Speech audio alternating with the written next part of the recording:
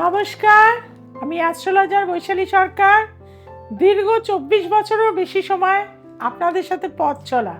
আপনারা আমার ভীষণ আপনজন এবং ভালোবাসার পাত্র আপনারা, যার ফলে কিন্তু আপনাদের জন্য সব সময় চিন্তা করি আর কিভাবে আপনাদের আমি ভালো রাখতে পারি।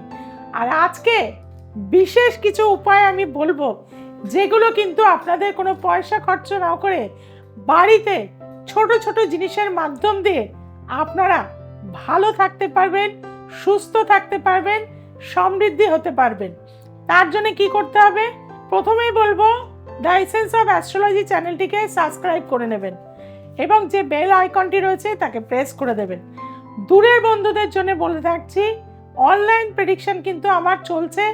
যারা দূরের বন্ধুরা অবশ্যই অনলাইনে যোগাযোগ করবেন। এবারে আসছি মেন টপিকসে। প্রথমেই বলবো, বাড়িতে আমরা দেখুন আমাদের অনেকেরই কিন্তু নবগ্রহকে শান্তি করতে চাই, তার জন্য অনেক হবন, অনেক কিছু নিয়ম নিষ্ঠা আমরা করে থাকি। কিন্তু আপনারা যদি প্রতিদিন সাধারণ কিছু নিয়ম, কীরকম?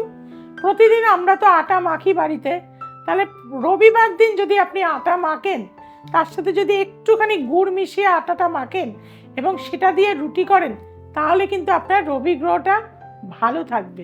যদি সোমবার দিন আপনি একটুখানি কাঁচা দুধ 1 চিমটে দিয়ে যদি আটা মেখে থাকেন এবং বাড়ির সবাই মিলেমিশে খান, তাহলে কিন্তু বাড়িতে মেলবন্ধন, চন্দ্রের অবস্থান কিন্তু ভালো থাকবে। মঙ্গলবার দিন যদি দেখেন যে আপনার বাড়িতে একটু ছোলার ছাতু যদি থাকে, তাহলে আটার মধ্যে মিশিয়ে নিয়ে আপনি যদি সেটা মাখতে পারেন, তাহলে কি হবে? আপনার মঙ্গলদেব আপনাদের প্রতি সন্তুষ্ট থাকবে। বুধবার দিন আপনারা কি করবেন? বাড়িতে এখন কাঁচা লঙ্কা থাকে বা একটু ধনেপাতা থাকে, সামান্য একটু আটার মধ্যে 2-4টে ধনেপাতা ফেলে দিন, দিয়ে আটাটা মাখুন, মেখে রুটি করুন, দেখবেন বুধ গ্রহ আপনার সাথ দিচ্ছে। বৃহস্পতিবার দিনকে কি করবেন? আটা মাখার সময় অল্প একটুখানি হলুদের গুঁড়ো নিয়ে সেটাকে মাখুন, দেখবেন সামান্য এই হলুদের গুঁড়ো আপনার জীবনে সুখ, সমৃদ্ধি, শান্তি কিন্তু এনে দেবে। শুক্রবার দিন কি করবেন? 1 ফোঁটা ঘি নিয়ে আপনি আটাটা মাখুন, তাহলে দেখবেন আপনার জীবনে সুখ বা লাক্সারি বা লাবণ্য বা আপনার রোম্যান্স সমস্ত দিক থেকে কিন্তু শান্তি এনে দেবে। আর শনিবার দিন যাদের বারবেলা বা শনি অশুভ প্রভাব রয়েছে, আটার মধ্যে 1 ফোঁটা কিন্তু সর্ষের তেল দেবেন, দিয়ে আটাটা মাখুন, দেখবেন মিরাকেলি কাজ পাবেন। অর্থাৎ ছোট জিনিস কিন্তু কাজ বা ক্ষমতা বা আপনাদের সাফল্য দেওয়ার জায়গা অনেক বেশি। এরপরে বলবো, বাড়ির যে আমাদের বাস্তু রয়েছে, আমাদের মেন দরজা আমাদের কিন্তু সবচেয়ে শুভ দিক। মেন এন্ট্রেন্স যদি আমাদের পজিটিভ থাকে, আমাদের সমস্ত কাজ বা বাড়িতে আপনি যে থাকবেন তার যে এনার্জি আমরা কিন্তু ভীষণ ভালো পাই। বাড়িতে আমাদের প্রত্যেকের নুন থাকে, তার কাজেই কি করবেন? প্রতিদিন রাত্রিবেলা একটা ছোট্ট তামার লোটার মধ্যে বা ঘটির মধ্যে জল রেখে দেবেন। আর কৌটোতে তো নুন থাকছে, সকালবেলা ঘুম থেকে উঠে জামা কাপড় ছেড়ে ওই লোটার জল আর মেন গেটে কিন্তু একটু নুন ছড়িয়ে জল দিয়ে দিন, দেখবেন বাড়িতে কিন্তু নেগেটিভ এনার্জি একদমই প্রবেশ করবে না। সব সময় বাড়ির উন্নতি আপনার যে অবস্থায় ছিল তার থেকে কিন্তু আস্তে আস্তে বৃদ্ধি পাবে। করে দেখুন, উপকার হবেই। এছাড়াও দেখবেন অনেকেই আমার কাছে এসে বলে যে দিদি, আমি কালো হয়ে যাচ্ছি, খেতে পাচ্ছি না, গালের মধ্যে কালো দাগ হয়ে যাচ্ছে, ঘুম হচ্ছে না, অ্যাংজাইটি, টেনশন, বিড়বিড় করে বকছেন, তাদের কিন্তু ব্ল্যাক ম্যাজিক করা হয়। আপনারা সাধারণ মানুষ কি করে বুঝবেন যে ব্ল্যাক ম্যাজিক হয়েছে? তার জন্য কি করবেন? বাড়িতে থাকছে নুন আর থাকছে কাঁচের গ্লাস।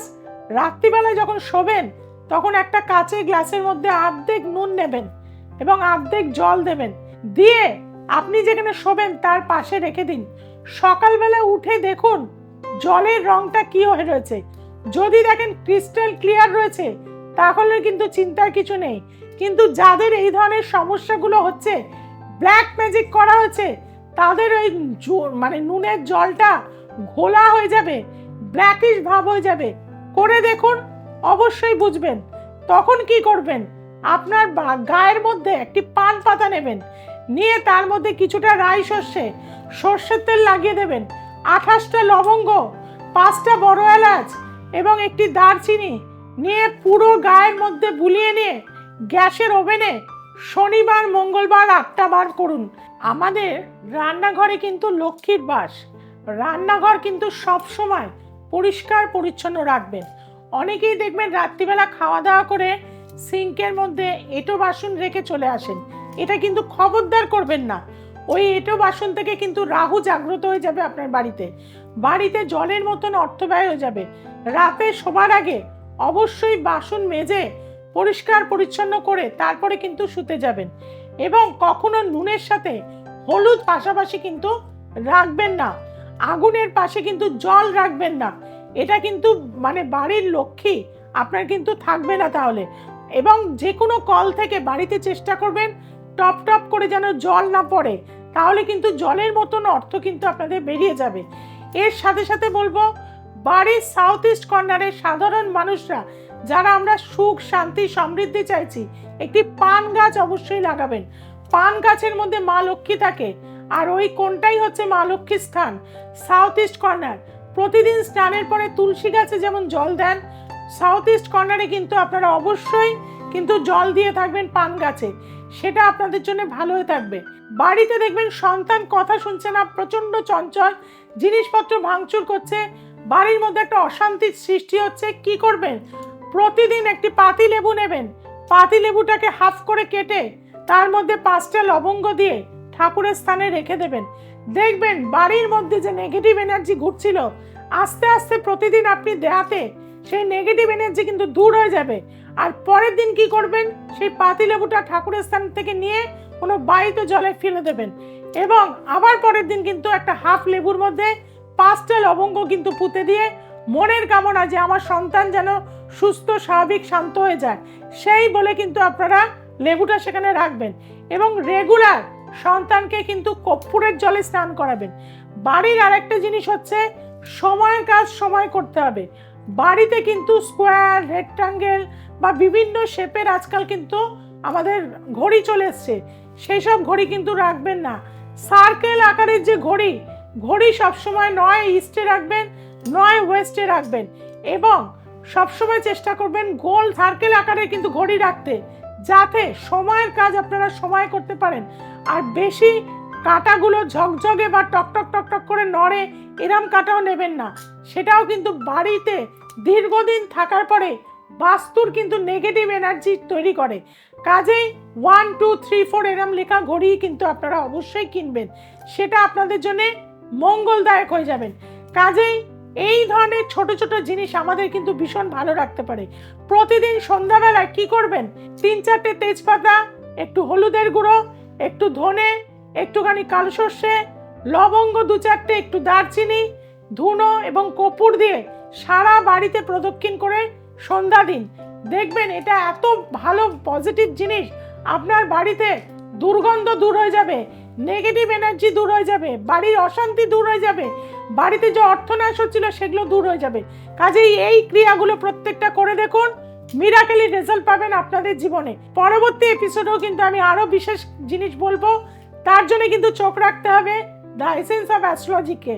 এবং দ্য এসেন্স অফ অ্যাস্ট্রোলজিকে আপনারা অনেকটা দূর এগিয়ে নিয়ে গেছেন, যেটা ভুলে যাচ্ছেন সাবস্ক্রাইব করতে, আজকেই কিন্তু সাবস্ক্রাইব করুন। আর দূরের বন্ধুদের বলবো, অনলাইন প্রেডিকশন চলছে, যারা করাতে চাইছেন অবশ্যই যোগাযোগ করবেন। প্রতিটা অমাবস্যায় আমি চলে যাই কিন্তু তারাপীঠ মহাশ্মশানে, সেখানে যারা আসতে চাইছেন, নিজেদের গ্রহ প্রতিকার করাতে চাইছেন, জীবনের সাফল্য চাইছেন, একবার যারা আমার কাছে এসেছেন তারা কিন্তু 100% সফলতা লাভ করেছেন। যারা সমস্যা মুক্ত হতে চাইছেন, নিচে যে ফোন নাম্বার যাচ্ছে অবশ্যই যোগাযোগ করে নিন। সবাই খুব ভালো থাকুন, সবাইকে খুব ভালো রাখুন। নমস্কার।